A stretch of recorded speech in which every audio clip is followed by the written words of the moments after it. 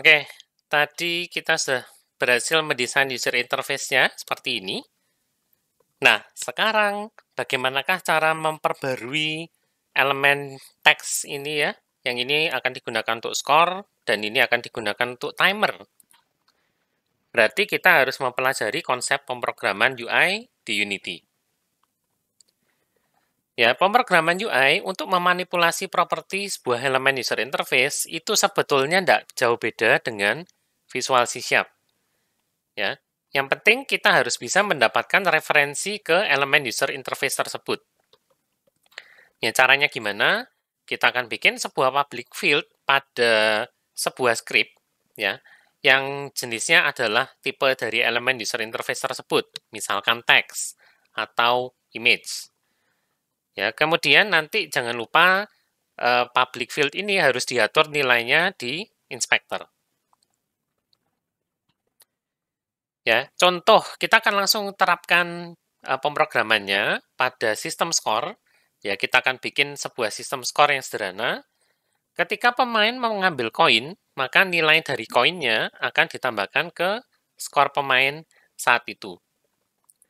Ya, kalau teman-teman ingat kemarin di koin, ya, saya sekalian buka Visual Studio-nya ya, karena sebentar lagi kita akan ngoding. Nah, ini dia. Ya, oke, sebentar. Jangan sekarang deh, ya, kapan-kapan aja. Nah, di script-nya koin, kita sudah punya sebuah properti namanya value, ya, yang value-nya kita acak nilainya dari 1 sampai 10. Nah, maka nanti ketika pemain bertabrakan dengan koin, kita ambil value-nya dan kita tambahkan ke skornya pemain. Ya, dan tentu saja skor akan dimulai dari angka 0. Ya, sistem skor ini boleh dibuatkan script terpisah, tapi untuk saat ini kita akan bikin aja di scriptnya player. Ya, kenapa dibuat di scriptnya player? Karena yang sudah mendeteksi tabrakan dengan koin itu ada di player. Ya, jadi daripada kita mendeteksi tabrakan lagi di scriptnya score, ya, kenapa tidak di sini aja langsung? Ya, sehingga script player-nya itu kita tambahin sebuah sistem score yang sederhana banget. Atau bisa juga kita buat sistem score yang terlepas dari pengecekan macam-macam. Ya, ketika nanti si player itu nabrak koin, maka kita akan kirim pertambahan skornya ke script skor tersebut. Ya, kemudian skornya akan bertugas untuk memperbarui skor dan menampilkan di layar. Ya, itu kalau mau dibuatkan script tersendiri ya. Saya akan serahkan ke teman-teman sendiri untuk bisa memisahkan script ini nantinya ke script score. Ya, untuk sekarang kita tambahkan langsung aja ke scriptnya player. Nah, maka tambahkan field dan properti berikut di player. Ya, saya akan buat sebuah komen di sini, system score, ya, atau mau pakai region ya boleh lah ya. Mau pakai region bisa, pagar region system score. Di sini di end dulu ya, end region. Lalu tambahkan field ini private integer score, dan kita buatkan apa namanya fieldnya di bawah nanti ya. Nah, ini yang penting, kita harus punya variabel untuk menyimpan referensi ke teks yang ada di user interface ini ya, yaitu yang ini. Nah, caranya adalah kita harus buat sebuah public field public tm pro atau tmp underscore text. Nah, kalau Visual Studio ya teman-teman tidak berhasil memberikan suggestion TMP text, ya, ini bisa dimungkinkan karena untuk kelas TMP text ini ada di namespace TMP TM Pro. Ya, ini tidak ada di script sekarang. Ya, kalau tidak muncul, maka teman-teman harap tambahkan namespace-nya TM Pro di atas sendiri pakai using. Ya, ini hanya berlaku kalau kita mau menggunakan Text Mesh Pro. Ya, untuk komponen user interface lain, namespace-nya itu unityengine.ui. Nah, tapi kalau ada, ya kalau suggestion-nya berhasil mencari TMP text, ya tuliskan aja. Ya, nanti using-nya ditambahkan otomatis di atas. Ya, misalkan gini, public TMP text core. Lalu kita buatkan untuk propertinya, ya get return score. Ya, siapa tahu ini dibutuhkan script lain, nggak apa-apa dibuatkan aja, return score. Lalu setnya, score sama dengan value. Dan kita akan cek langsung if score text itu tidak null, ya alias text score di sini namanya. If text score tidak sama dengan null, maka kita ganti text score.text sama dengan score yang di convert ke string. Ya, seperti ini kurang lebih. Oke, nah kalau teman-teman juga dapat garis hijau yang sama seperti ini, ya ini abaikan aja, karena saya pakai bahasa Indonesia memang dicek istilahnya ya. Ini juga tidak masalah. Kemudian kalau getternya yang di garis merah, di garis hijau, ini aslinya boleh diabaikan. Ya, tapi mulai siap 7, ya properti itu boleh memanfaatkan fitur yang namanya expression body. Ya, ini mirip sama lambda expression di bahasa lain, misalnya kok jadi Jawa, ya. Ya, ini autocorrect saya yang ngaco, bukan Jawa ya. Mana ada bahasa pemrograman Jawa? Maksudnya Java.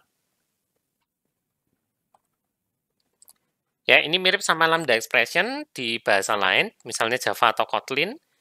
Ya, getternya itu bisa diganti dengan ekspresi di sebelah kanan. Ya, jadi get panah alias sama dengan lebih besar. Lalu ekspresinya di sini apa? Yaitu score. Ya, ini sama dengan return score sebetulnya. Kalau sudah terlanjur ngetik gini gimana? Boleh diabaikan atau ikuti sarannya. Ya, tinggal gantilah to expression body. Dah beres. Ya, seperti ini. Kemudian kalau teman-teman ada yang ngikutin C# yang terbaru, pengecekan if ini harusnya bisa diganti dengan sesuatu yang lain. Ya, ada cara yang lebih singkat, tapi C# saya kayaknya belum diupdate. Mungkin tidak bisa.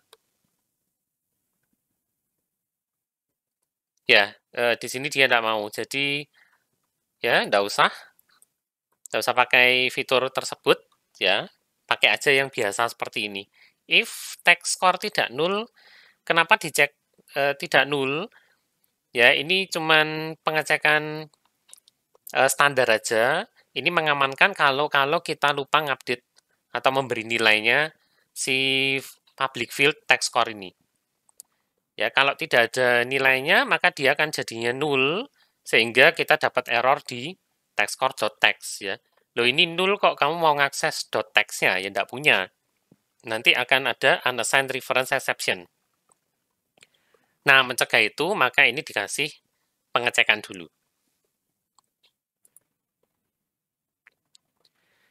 Nah, kemudian di player start, ya kita memastikan pemain akan memulai permainan dengan skor 0. Nah, hati-hati di sini, mulai dari start dan seterusnya, kita harus pakai setternya. Ya, kenapa pakai setter? Karena setternya di sini akan sekaligus mengupdate text score alias user interface-nya. Ya, sehingga gunakan setter, ya, skor sama dengan 0. Lalu pada on trigger enter, kita sisipkan kode berikut. Ya, ada tambahan beberapa baris. Ya, saat mengecek bahwa yang bertabrakan ini adalah koin, ya, sebelum kita hilangkan koin yang bertabrakan tersebut dari scene, kita ambil nilainya dulu. Ya, lalu kita tambahkan ke skor pemain. Ya, caranya seperti ini, kita ambil komponen koinnya, disimpan ke sebuah variabel, ya, lalu ini pengecekan standar, kalau dia tidak nul, maka kita ambil value-nya, lalu ditambahkan ke skor. Ya, pengecekan ini sebetulnya opsional karena kita tahu persis bahwa sebuah koin itu pasti punya script koin. Ya, jadi sebetulnya tidak perlu dilakukan pengecekan seperti ini. Tapi tidak apa-apa, kalau misalkan nih ya, misalkan ada koin di game kita yang ternyata tidak punya komponen koin, nah ini nanti bisa error kalau tidak ada pengecekannya. Ya, jadi tidak masalah, ini dikasih aja. Oke, di on trigger enter. Mari kita masukkan ini ke dalam sebuah kurung, kurawal. Ya, kita ambil komponen koinnya, boleh pakai koin atau saya pakai var langsung. Koin sama dengan other.gameObject.getComponent koin. Ya, lalu kita cek kalau koin ini tidak sama dengan 0, maka skor kita tambahkan dengan value-nya dari koin tersebut. Ya, sudah gitu aja beres. Ya, sistem scoring ternyata gampang ya. Pokoknya kita tahu persis apa yang memicu skornya pemain itu bertambah, ya sudah tambahkan aja di sana. Dan kita pakai property karena setternya itu juga sudah langsung mengupdate user interface. Ya, jadi daripada kita pakai field-nya, score plus sama dengan coin.value, kemudian kita lakukan ini berulang kali di mana-mana, ya mending dimasukkan aja ke setter. Ya, praktis jadinya. Nah, ini yang penting sebelum dicoba, ya, jadi silakan di-save script layer-nya. Tapi sebelum mencoba, kita harus mengatur nilai field text score tersebut. Ya, jadi di player, cari script layer-nya. Nah, sekarang pasti ada field baru namanya text score. Ya, ini nilainya none, ini harus kita atur dulu. Dengan apa? Dengan user interface yang sesuai. Ya, yang kita mau di sini adalah si text score yang ini. Nah, silakan di-drag, lalu drop ke sini. Ya, sampai bunyinya bukan none lagi, tapi sekarang ada simbolnya TMP, text, yang T ini, lalu ada nama text-nya, ya, text score di sini namanya. Kalau sudah, silakan di-run. Nah, keadaan pertama, skor saya 0. Perhatikan ini ketika saya mengambil koin. Nah, seperti itu dia. Ya, silakan dicoba sampai katakanlah koinnya habis di layar atau di permainan. Ya, ini kayaknya skornya bakal tembus 1000 sih.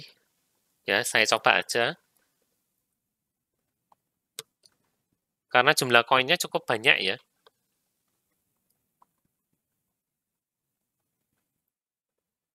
Oke. Nah, ternyata tembus 1000. Ya, tapi tidak masalah. Ternyata masih cukup tempatnya ya.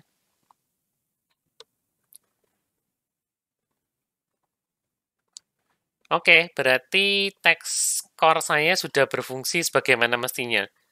Oke, skornya jalan, dites sudah bisa, waktunya bikin timer.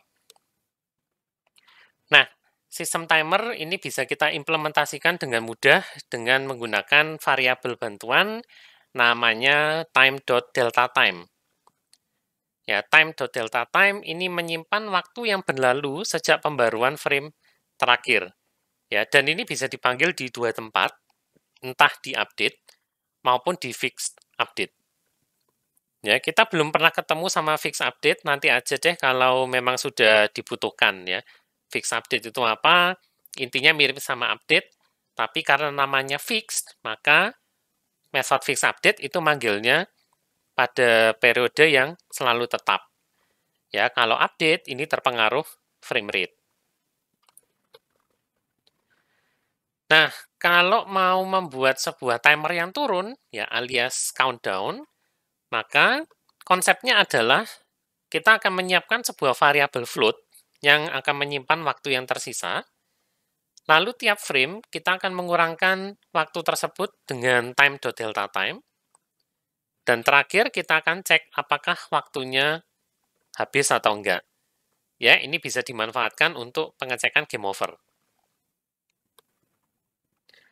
Oke, maka siapkanlah sebuah field untuk sistem timernya. Ya, sekali lagi ini boleh dipisahkan ke script tersendiri. Ya, saya akan serahkan ke teman-teman sebagai latihan. Tapi kita akan melakukannya di player. Ya, ini bisa saya tutup harusnya untuk score. Saya buatkan region baru untuk sistem timer. Ya, lalu di dalamnya private float. Kasih nama apa ya? Oke, di sini timer namanya. Timer. Ya, saya tidak deklarasi nilainya berapa. Untuk teksnya jangan lupa public tmp text timer. Lalu sama seperti score, kita buatkan property public float timer. Get-nya adalah nilainya timer itu sendiri. Kalau set-nya kita tidak bisa pakai expression body karena ada dua baris ya. Timer sama dengan value if text timernya tidak null, maka text timer.text sama dengan timer.toString, tapi kita kasih format di sini F2. Ya, maksudnya F2 itu adalah saya mau memformat dia dengan format angka desimal fixed point dengan dua angka di belakang koma.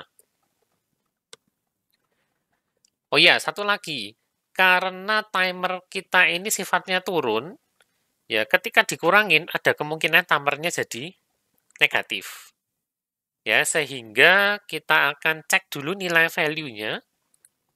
Kalau nilai value-nya itu kurang dari 0, maka kita ganti nilainya jadi 0, tapi selain itu, biarkan value. Ya, ini namanya operator conditional. Kalau ditulis secara tradisional, itu sebetulnya bentuknya begini. If value kurang dari 0, maka timer sama dengan 0, else timer sama dengan value. Ya, jadi ini sebetulnya sama dengan ini. Ya, tapi ini biasanya kadang-kadang si C# akan mendeteksi ya kalau if-nya itu sebetulnya bisa diubah jadi bentuk seperti ini. Ya, jadi kalau saya taruh kursor saya di sini, kemudian ke sebelah kanan, Sorry, kok sebelah kanan, sebelah kiri. Ya, di sini akan dikasih tahu convert to conditional operator ya. Tanda tanya titik 2 operator. Nah, samakan hasilnya. Ya, jadi pengetahuan baru ya, mungkin teman-teman jarang yang pakai conditional operator seperti ini. Ya, ini maksudnya ini if-nya. Lalu nilainya kalau true dan ini nilainya kalau false. Ya, nilai true dan false-nya itu akan dimasukkan ke variabel. Ya, ini maksudnya conditional operator.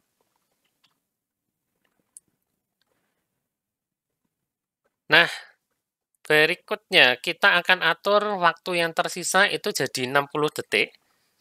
Ya, di sini di hardcode, kalau mau teman-teman boleh tambahkan sebuah public float max time yang di sini diatur 60.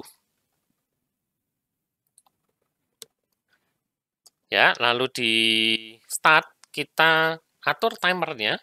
Timer sama dengan max time. Ya, dan sekali lagi gunakanlah propertinya langsung. Karena ya, sekali lagi juga propertinya ini otomatis mengatur teks dari timernya. Nah, berikutnya ketika permainan berjalan, kita tinggal kurangin waktunya saja ya. Timer min sama dengan time dot delta time. Ya, mekanisme game over belum dibuat pada tahap ini ya, sabar dulu. Kalau mau dicicil silakan. Ya, teman-teman mungkin mau memikirkan kalau waktunya habis ngeceknya gimana? Boleh dilakukan di sini. Ya, tapi mekanisme game over yang lebih lengkap akan kita kerjakan pada pertemuan berikutnya pekan depan. Ya, jadi saya letakkan di sini ya. Timer min sama dengan time dot delta time.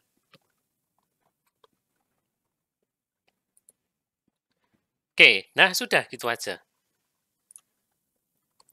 Save. Lalu coba tampilkan di Unity, ya bukan tampilkan ya, di tes.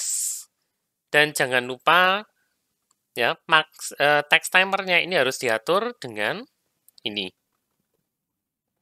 Ya, drag and drop sekali lagi. Kemudian ini untuk mempersingkat aja ya, max time-nya akan saya kurangin jadi 10. Lalu tes. Nah, munculnya sekarang seperti ini. Ya, waktu saya akan berkurang terus, ya bisa terlihat walaupun frame rate-nya turun, tapi detiknya sudah betul.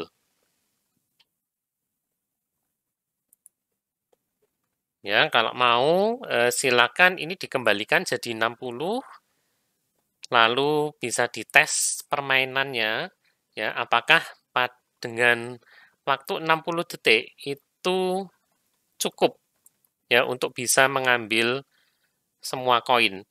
Ya, di tempat saya memang agak nge-lag karena ya selain ada Unity-nya sendiri, ini kan saya juga lagi rekaman sehingga komputer saya kerjanya lebih berat ya. Tapi kalau teman-teman hanya sekedar ada Unity yang dibuka, maka harusnya tidak sampai selemot ini ya. Silakan nanti dicoba sendiri. Harusnya waktu 60 detik ini lebih dari cukup. Ya, tapi kalau mau dibuat menantang ya bisa diatur. Oh ya, ini tadi speednya memang saya kurangin 2 kalinya.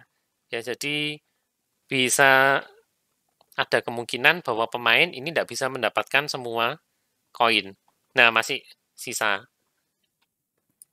Ya, tapi kalau misalkan speednya saya naikkan kembali jadi 0,1, ada kemungkinan ya game ini bisa diselesaikan ya. Nah, lebih cepat harusnya sekarang. Walaupun frame rate saya masih agak pelan nih, tapi tidak apa-apa lah. Ya, jadi salah satu seninya untuk bikin game memang di sini kita harus banyak-banyak ngetes ya untuk melihat game kita ini aslinya bisa diselesaikan enggak sih, ya. Istilahnya balancing juga. Ya, selain playtest kita harus lakukan balancing. Ya, waktunya cukup atau enggak, kemudian gamenya ini susah atau enggak. Ya, kalau ada bug juga bisa diselesaikan. Ya, seperti itu. Nah, sebentar lagi harusnya koin saya habis. Nah, ya, di sini sudah tidak ada koin lagi.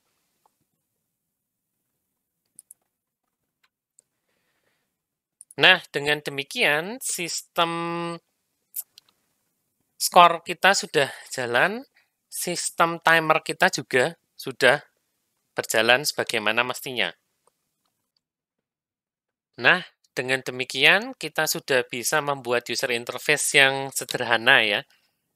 Nah, kalau teman-teman bertanya-tanya, ya masa user interface-nya Unity cuma gini aja sih? Ada apa lagi yang bisa dicoba-coba ya? Jangan lupa, saya sudah pernah menyediakan berbagai penjelasan tentang komponen-komponen user interface yang lebih lengkap, yaitu ada di Digital Media Authoring, pekan kedua sama ketiga. Nanti playlistnya saya taruh di description di bawah. Ya, yang kepingin eksplorasi lebih lanjut, silakan lihat kedua playlist tersebut. Ya, tapi secara umum pertemuan kita kali ini sampai di sini dulu ya. Kita sudah berhasil membuat skor, sistem skor sederhana, sama sistem timer sederhana. Ya, jangan khawatir, minggu depan masih akan ada user interface juga ya. Kita akan coba tambahkan sistem health di player. Ya, dan kita akan membuatkan health bar juga. Ya, kalau ada yang sudah ngambil asetnya, di sini ada player health bar ya. Kapan dipakai? Minggu depan ya, pada pertemuan berikutnya. Ya, saya rasa untuk kali ini sampai di sini dulu. Seperti biasa, kalau ada pertanyaan, silakan diajukan ya. Kalau teman-teman Ubaya bisa tanya di Hangouts Group Chat langsung, atau teman-teman lain secara umum bisa tanya melalui kolom komentar di bawah.